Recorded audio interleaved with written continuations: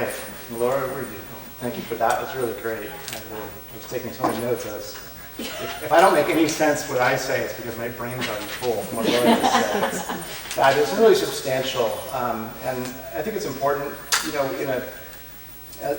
as theologians, as pastors, it's important for us to, do the work of theology, and sometimes that's, speculative is the right word, but try to figure out how does this apply in certain things. What I'm trying to do is not as substantial, not as field tested as what Laura's been talking about, but more an attempt to apply what does it mean to be human in the world today as a Christian. So, starting with that proviso, let's jump in. So you've just heard, I agree, that our bodies are good, they're created good. They're also fallen, so they're capable of great evil in a lot of ways. But essentially, we believe that bodies are good. They're not accidental. They're not. They're purposeful, and they're essentially good. We believe that as Christians. The incarnation of Jesus Christ, of course, affirms the goodness of our bodies, because Christ in the body lived a sinless life, but also through his atoning death on the cross, made it possible for us to be united to Christ, to receive union with Christ, so that the wholeness of who we are as humans could be redeemed through union with Christ, through a process that we call sanctification, that ends in glorification, which Laura had just described for us. And Christian theology has sometimes had an unfortunate habit of separating the sanctification of our minds from the sanctification of our bodies, and given priority, I think, to the sanctification of our minds. Of course, knowing that the sanctification of our bodies is important, but more thinking of the sanctification of our bodies as following from the mind. But what I mean by that is if we get our thinking right, then our bodies will follow. And why I call that an unfortunate habit is sometimes Christian theologians have not considered the possibility that our bodies are doing things without the contribution of our minds. We do things by habit. We do things by rote. We do things because of the patterns that are developed. And sometimes the communication goes the other direction. Sometimes the things that we do with our bodies actually begin to shape our minds. And so we need to be thinking about theology that's body savvy to some extent. One of the areas that I'm not going to be talking about in detail, but one area that's brought this to our attention is the problem of pornography in our culture.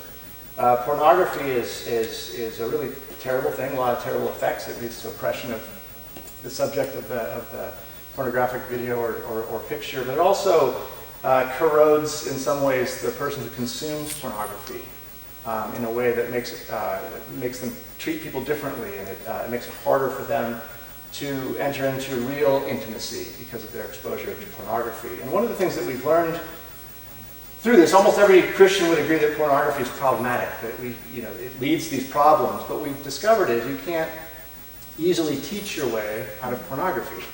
You can't just tell someone, oh, this is why this is bad, so stop consuming pornography, right? You need to retrain our bodies, retrain habits and practices and patterns in order to really overcome the problem of pornography. Of course, it works best if we're rooted in Christ. I take Laura's point that that's really the only way this thing will be successful. But it's not just a mind issue, it's a body issue as well. So as that opens the door for us, we start to think of other areas that might require some theological reflection on how we use our bodies. One of the ones that probably is a good candidate is the role of the smartphone. How is the smartphone, how do we use that with our bodies in a way? What does that mean for us? Cell phones were sort of making their way into our lives in the 90s and the early 2000s, but things really began to change in 2007 when the iPhone was invented, only 13 years ago. And the smartphone has really reshaped so many of our patterns and practices. It shapes how we get from one place to another. It shapes how we eat our food. It shapes how we keep up with our friends and do things. It shapes how we go through the world. It even shapes our bodies. You've probably heard of the iPhone slouch or the cell phone slouch that you see just about everywhere you go. It's shaping our spines to some extent. And I do think we need some kind of theology of smartphone use, but that's not exactly what I'm doing here, because I think under that We need to maybe even go a little more basic to what's behind the smartphone and its use, its impact on our bodies. And what I want to suggest is the smartphone didn't just come out of nowhere. The smartphone actually emerged as what I would call a series of key moments, cultural habits that we have picked up over the last 70 years or so, that we're now seeing the culmination in the smartphone. We need to look at those cultural habits. The cultural habits are really about deciding against human face-to-face interaction and deciding for human interactions mediated by certain kinds of screens or pieces of glass. That's what 3 pieces of glass from my title comes. And so there's 3 of them, and I want to walk us through each one of them before we really talk about what this means for us. So the first piece of glass is the automobile windshield. And one of the things that I'll claim is that we treat each other differently when we encounter each other behind our automobile windshields. Some very nice people that I know say things and make gestures that they would never say to another person face to face. They certainly wouldn't do it walking, passing someone on a sidewalk. We treat people differently behind the glass, the screen of our automobile windshields. And the reason for that, some people don't, some people break that trend. But the reason I contend is that we don't see each other as image bearers or humans behind the other piece of glass. We see each other as competitors for limited lane space, parking space, those kinds of things. We're also threats to one another. A careless or an intoxicated operator of a vehicle can easily take our lives and the lives of our children because of their carelessness, where that's not the case with a pedestrian in such a way. So they're threats and they're competitors. And so we treat them differently, and we allow ourselves to be really incivil behind the glass of our automobiles. And that, in a way, I think corrodes our humanity in some ways, similar to, maybe not exactly the same, but similar to how pornography corrodes our humanity and changes the way we relate to one another. And this is particularly unfortunate because we've really bought into the automobile as our primary form of transportation. So I don't want to come off as an anti-car guy. My good friend Russ here is a car guy. My uncle's a car guy. I like cars. I'm kind of a romantic. I love a road trip as much as anybody else. What I'm referring to, though, is the decision we made kind of prior, post-World War II, kind of 1950s, to design a society in which getting around by car was the only way you could get from one place to another. To separate things by zoning, housing here, retail there, church there, everything was going to be separated and people would be spread further and further apart, and the only way you get from one place to another is by automobile. That's a significant change in how anyone ever did anything. It's a radical social experiment. It seems normal to us because we're a few generations into it, but it's a radical social experiment. Prior to this, yes, we had cars, but a car was kind of a luxury or a boon you could get from one place to another by walking or biking or taking the bus or taking the train. But if you need to get there fast, you jump in your car. That's not the case for most people living in America today. You have to get in a car. I mean, you just have to walk outside of this resort. I tried to get lunch yesterday from my hotel on foot, and boy, almost lost my life. Anyway, so the car has really changed how it's changed a lot of our enculturation and a lot of our societal patterns. Things that we take for granted now didn't exist prior to World War II because of this.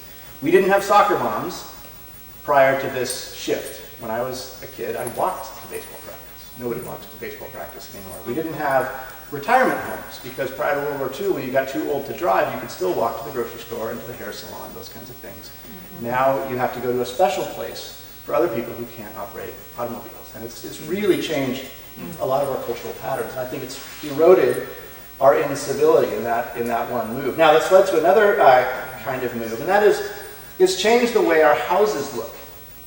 Prior to World War II, our houses oriented towards the street on the front. They would have a prominent front door. They would have a plate glass window and a porch in front.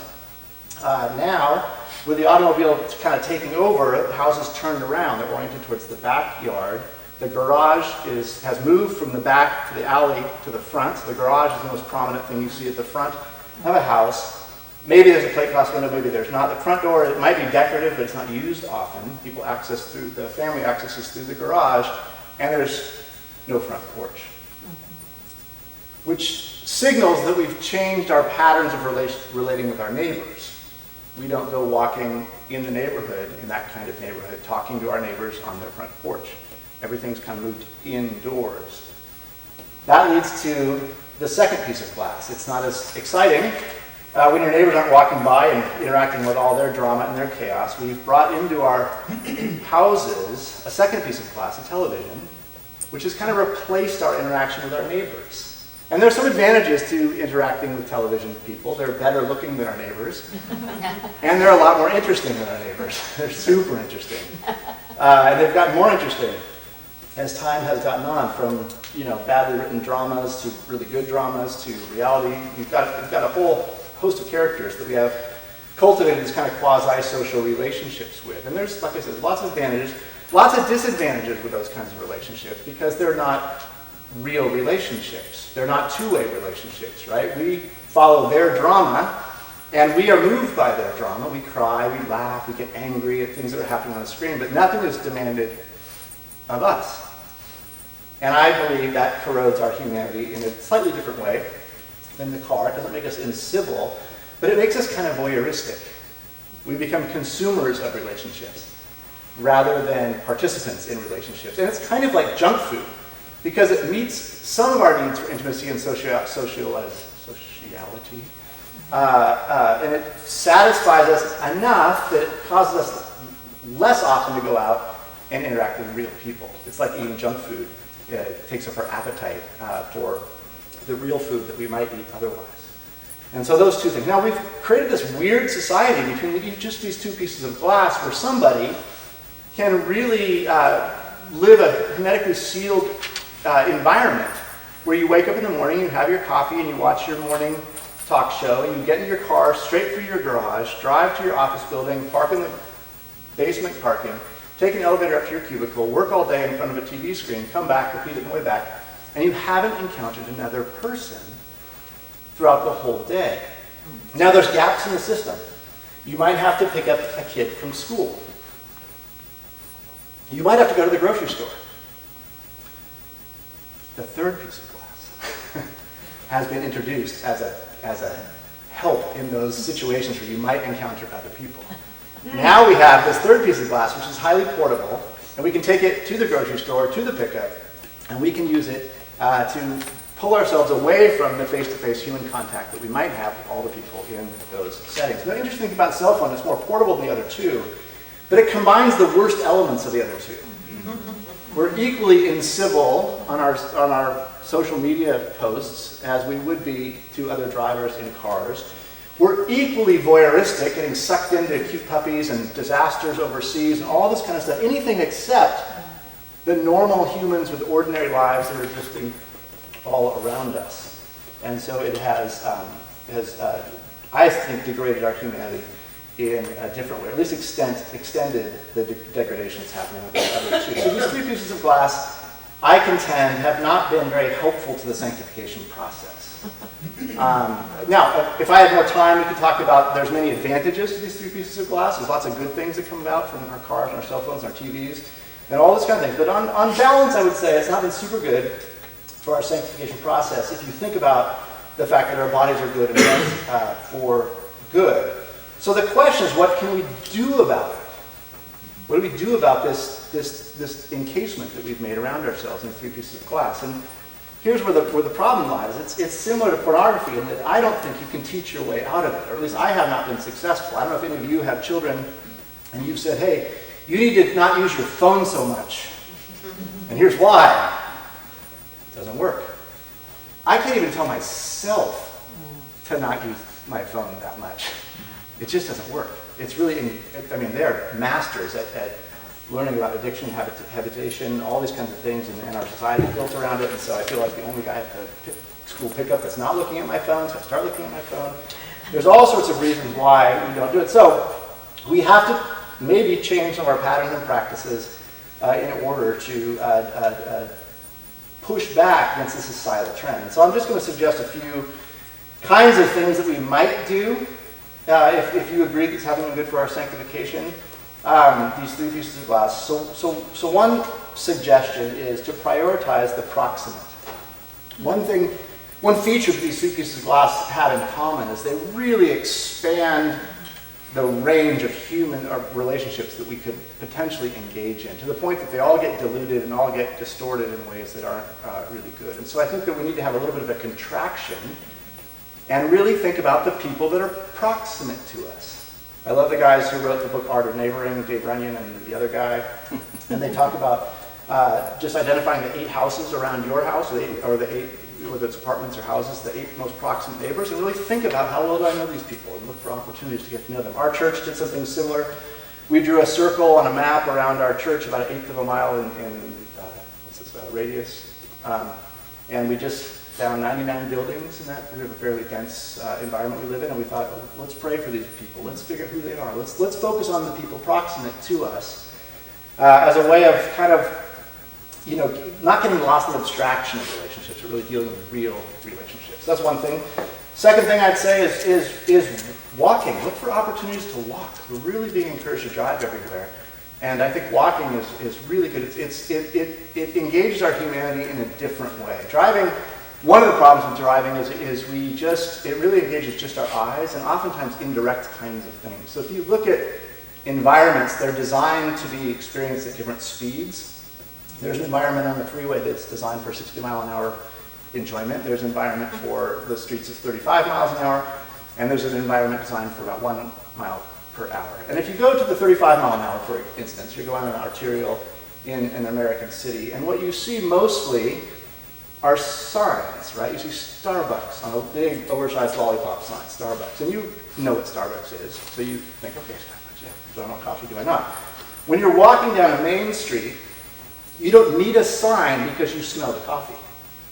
You smell the pastries, you hear the conversation. Your whole body's engaged with that setting, and it's good. I think it's good for our humanity to walk and do those kinds of things. Now, that's not easy in a lot of settings, so sometimes you have to be a little creative to walk. Like I said, we've designed a culture where walking is countercultural. Sometimes you have to be a little creative to do that. I've talked, people from my church that live far away, sometimes I say, hey, you don't have to park in our parking lot. You can park half a mile away and walk the rest of the way and engage our neighborhood in some new ways. So there's lots of different things we can do. The thing about walking that's interesting for the church is the tide has started to shift. The automobile-oriented development that was so big in the post-war era peaked in the mid-90s. We may not be aware of it yet. Sometimes the church is the last to get the memo. It peaked in the mid-90s. And now more and more people are choosing to live in walkable neighborhoods. They want to live in walkable neighborhoods. If you don't believe me, look up Walk Score.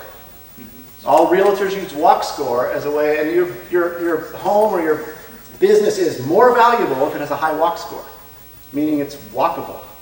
And so, look up your own zip code. And if you live in a walkable neighborhood, use that as an asset, a resource. Use that for ministry. Use that for engaging your neighbors. If you don't live in a walkable neighborhood, look for changes in the currents. There's a lot of walkability out there. A lot of people are interested in that. We can jump in, be part of that conversation. I think it'd be good for body-oriented people to be in those conversations.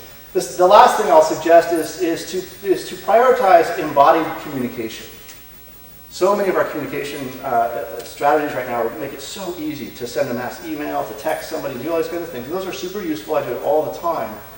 But it's really a truncated way, a really limited way to communicate with another person.